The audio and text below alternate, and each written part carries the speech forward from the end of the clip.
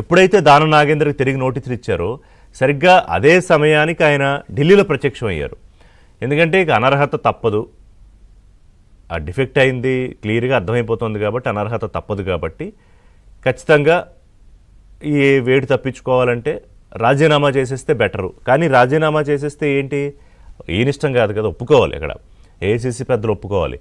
రాజీనామా చేస్తే ఏంటి ఆప్షన్ 1, మళ్ళీ ఖైరతాబాద్ టికెట్ ఇచ్చి గెలుస్తాను, నన్ను మంత్రి చేయండి, లేదా ఎమ్మెల్సీ ఇచ్చి క్యాబినెట్లో తీసుకోండి, లేదా ఏదైనా క్యాబినెట్ ర్యాంక్ ఇవ్వండి. ఇలా ఏదో ఆయన 2-3 ప్రపోజల్స్ పెట్టారని అధిష్టానం నుంచి ఇంకా దానికి సంబంధించి క్లియర్గా గ్రీన్ సిగ్నల్ వచ్చినట్టు ఏం కనిపించట్లేదు.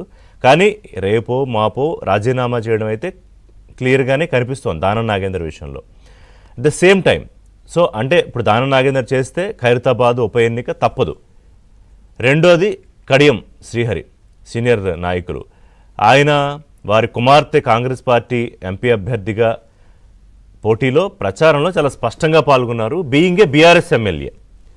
సో అది క్లియర్గా ఎవిడెన్స్ ఉంది కాబట్టి ఆయన మీద కూడా వేటు తప్పదా. ఆయన మొన్న స్పీకర్ని కలిశారు, విచారణ కోసం కాదు, గడువు ఇంకొంచెం కావాలి అని అడగడానికి. గడువు అంటే ఎంతకాలం ఇదేదో సీరియల్లా ప్రహసనంగా సాగుతూ ఉండడానికి లేదు కదా. సో మరి ఆయన విషయంలో ఏం చేస్తారు, ఇక్కడ అధిష్టానం ఒక ఇంట్రెస్టింగ్ కాల్ తీసుకునే అవకాశం కనిపిస్తోంది.